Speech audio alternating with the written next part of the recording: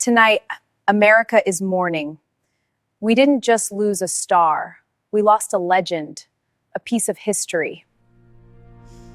The studio lights felt softer than usual that evening. Screens across New York carried quiet, tragic confirmation. A familiar voice that once brought comfort during uncertain times had fallen silent. For many viewers, one question lingered in the air. How does a city say goodbye to a man who helped guide it through so many moments of history? For decades, Ernie Anastos stood at the heart of television news. His calm delivery and steady gaze became part of daily life for countless families. Whether reporting breaking headlines or sharing lighter human stories, he spoke with a reassuring tone that made viewers feel they were not alone. Yet behind that confident presence was a journey few fully understood.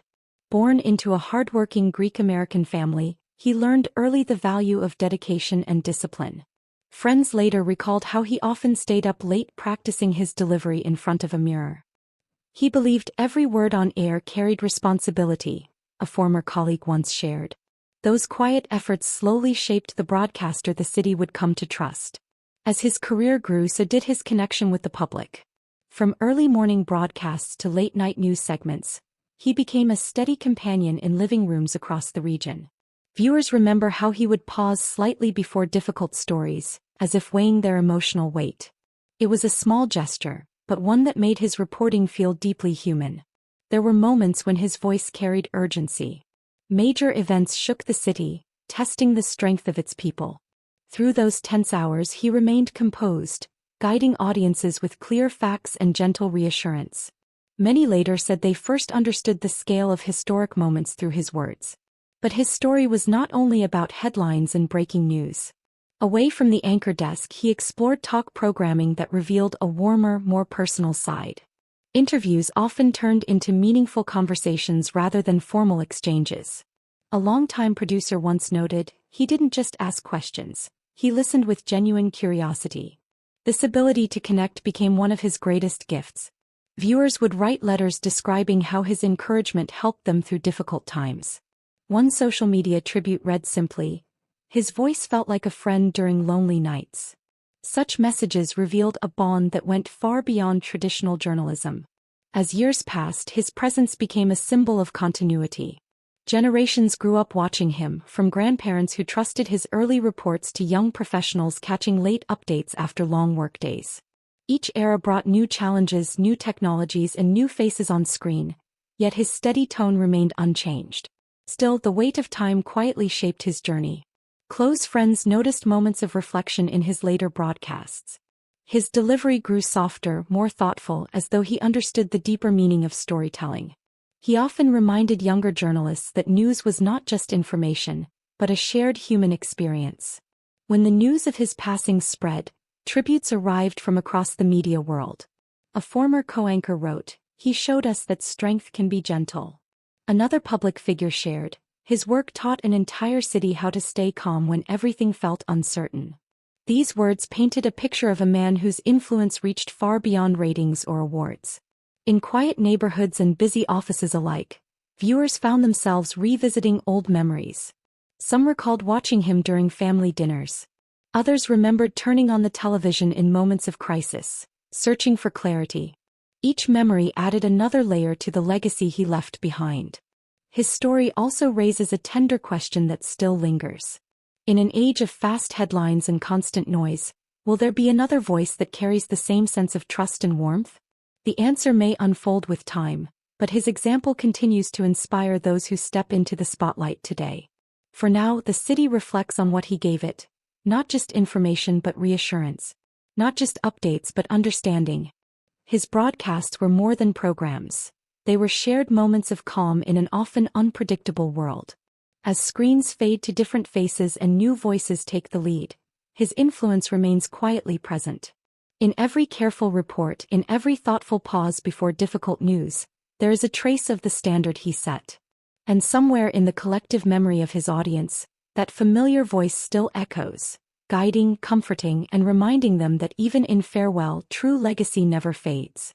The camera lights flickered softly on a quiet soundstage. Somewhere in the distance, a director's voice echoed, calling for another take that would never come. News had begun to spread with gentle disbelief. For those who watched him grow on screen, one thought remained: how did a child surrounded by bright lights carry both the wonder and the weight of fame? Corey Parker's journey into entertainment began before he fully understood its meaning. As a young boy, he stepped onto sets filled with cables, cameras, and hurried footsteps. The world seemed exciting, almost magical. Yet behind the smiles and rehearsed lines, another story was quietly forming. His earliest roles came through television commercials. Short scenes, quick applause, a sense of achievement that made his family proud. A relative later recalled, he would practice his lines at the kitchen table like it was a real stage. Even then, his dedication hinted at something deeper than childhood curiosity.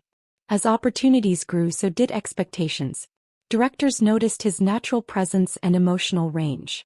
Casting calls became more frequent. School days were sometimes replaced with script readings and studio visits. While many admired his early success, few saw the silent pressure that followed him home. Television soon opened wider doors. He began appearing in series that introduced him to national audiences. Viewers were drawn to his sincerity. There was something honest in his expressions, a vulnerability that made his performances feel real. Each episode added another layer to his growing reputation. But growing up in front of cameras brought its own challenges. Friendships were often shaped by schedules. Private moments became rare. One former co-star later shared, "He smiled easily, but you could tell he was always thinking about the next scene." The line between childhood and career began to blur. Still, Corey found comfort in the craft itself. Acting became more than a job. It was a way to explore emotions he could not always explain. Late nights on set were sometimes followed by quiet walks, where he would rehearse lines under the glow of streetlights. Those moments revealed a young artist searching for balance. His transition into film marked another turning point. Larger productions meant bigger responsibilities. New cities, new faces, a constant sense of movement. Audiences saw the polished performances, but behind them stood hours of preparation and self-doubt. Success arrived, yet so did the question of identity. Public attention intensified as his fame expanded. Interviews focused on his achievements, but rarely on his inner journey. Fans admired his confidence, unaware of the uncertainty he sometimes carried. A social media tribute years later would read, "He made growing up on screen look effortless, but it must have taken quiet strength." Through changing trends in entertainment, he continued to evolve. Some roles challenged him emotionally. Others allowed him to rediscover the joy that first drew him to acting. Each project became a step toward understanding who he was beyond the spotlight. That search itself became part of his legacy. Friends remember how he often encouraged younger performers. He would share simple advice about patience and resilience. One aspiring actor once quoted him saying, "Fame is loud, but purpose is quiet." Those words stayed with many who struggled to find their own direction. There were also moments of calm reflection. Time spent away from sets helped him reconnect with family and personal passions.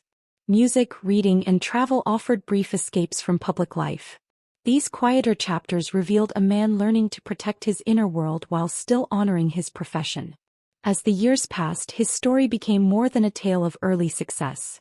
It became a portrait of endurance, of learning to stand steady when expectations shifted, of discovering meaning beyond applause. Viewers who followed his journey began to see not just an actor, but a human being shaped by experience. When news of his passing reached the public, reactions were filled with both sorrow and gratitude. A longtime colleague wrote, "He grew up with us and somehow helped us grow too." Another tribute simply said, "His performances were memories we didn't realize we were collecting." In homes where his films once played on quiet evenings, people paused to reflect. They remembered laughter from early roles, emotional scenes that lingered long after the credits. Each memory formed a mosaic of connection that time could not erase. His journey also leaves a gentle question behind. What happens to the dreams formed under bright lights when the cameras finally fade? For many young artists watching today, his path offers both inspiration and caution. A reminder that success is not only about recognition, but also about self-discovery. Now, as new talents step onto the same stages he once walked, his influence continues in subtle ways. In every careful performance, in every moment of honest emotion captured on screen, The story he lived becomes part of the larger story of entertainment itself. Though his voice may no longer echo through studio halls, the impact of his determination remains. His life stands as a quiet tribute to courage in the face of pressure. And somewhere in the soft glow of a television screen replaying old scenes, the spirit of his journey still invites viewers to remember, and to wonder what dreams he might have explored next. The city streets felt unusually still that morning. News moved quietly through neighborhoods and newsrooms alike.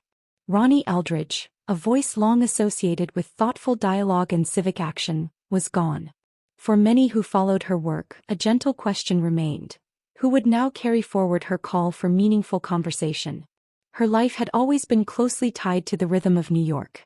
From busy council meetings to intimate television studios, she believed that every voice deserved to be heard. Yet her path toward public influence did not begin with fame. It began with curiosity about fairness, responsibility, and the power of ordinary people to shape their communities. In her early years, she observed how public decisions could change lives. Those experiences quietly shaped her purpose. Friends remember her as someone who listened more than she spoke. One longtime associate later said, "Ronnie didn't chase attention. She chased understanding." That quiet determination would guide her through decades of service. Journalism became one of her first platforms. Through interviews and discussions, she explored difficult topics with calm patience. She believed conversations should build bridges rather than deepen divisions. Viewers noticed her thoughtful pauses, moments when she allowed silence to speak as clearly as words. Her transition into activism felt natural. Community gatherings often became spaces where people could express fears, hopes, and frustrations. She encouraged respectful debate even when opinions sharply differed. These meetings were rarely dramatic. Instead, they were steady efforts to bring people closer to shared solutions. As her reputation grew, so did her responsibilities. Public office offered new opportunities to turn ideas into action. She worked on issues that affected housing, education, and neighborhood safety. The challenges were complex and progress was often slow. Yet she remained committed, believing change required both persistence and empathy. Colleagues frequently described her leadership style as quietly powerful. She avoided grand speeches in favor of sincere conversation. A former council member once recalled her saying, "Real progress begins when we truly hear each other." Those simple words captured the heart of her philosophy. Television later allowed her message to reach wider audiences. Her talk programs became known for balanced discussions and respectful tone. Guests from different backgrounds sat together, sometimes disagreeing, yet always guided by her steady presence. In a media world often driven by noise, her approach felt refreshing. Viewers responded with appreciation and trust. Letters and messages arrived from people who felt inspired to engage more deeply in civic life. One social media tribute read, "She made public issues feel personal and possible." These small acknowledgments reflected a broader cultural impact. Behind the public figure was also a reflective individual. She valued time spent reading, walking through city parks, and meeting with young activists. Those quieter moments helped her remain grounded. They reminded her why she began this journey in the first place: to build understanding, not just influence. Her later years brought both recognition and introspection. Awards honored her dedication, but she often redirected attention toward the causes she supported. She continued mentoring new leaders, encouraging them to remain patient during moments of frustration. Her guidance became a steady light for those entering public service. When news of her passing spread, tributes came from across political and media circles. A fellow journalist wrote, "Ronnie taught us that dialogue is an act of courage." Another public figure shared, "She believed community was not an idea. It was a responsibility." These words echoed through conversations far beyond the city she loved. Residents remembered seeing her at neighborhood events, sometimes without cameras or formal speeches. She would stand among them, listening carefully, asking thoughtful questions. These simple gestures built trust that statistics or policies alone could never create. They formed the foundation of her lasting influence. Her story also leaves behind a quiet challenge. In times when public discourse often feels divided, can her example inspire a return to thoughtful exchange? The answer may lie in the countless individuals she encouraged to speak, listen, and act with compassion. Today, as new voices rise to address the needs of changing communities, her legacy remains woven into the fabric of civic life. Each respectful debate, each collaborative effort, carries a trace of her belief in dialogue as a path toward justice. Though she is no longer present in council halls or studio chairs, the spirit of her work continues to guide those who seek fairness and unity. Her life stands as a reminder that meaningful change rarely comes from noise alone. It grows from patience, courage, and a willingness to understand. And somewhere in the ongoing conversations of the city she served, her influence quietly endures, inviting future generations to continue the dialogue she began, and to wonder how far her vision of compassion and responsibility might still reach.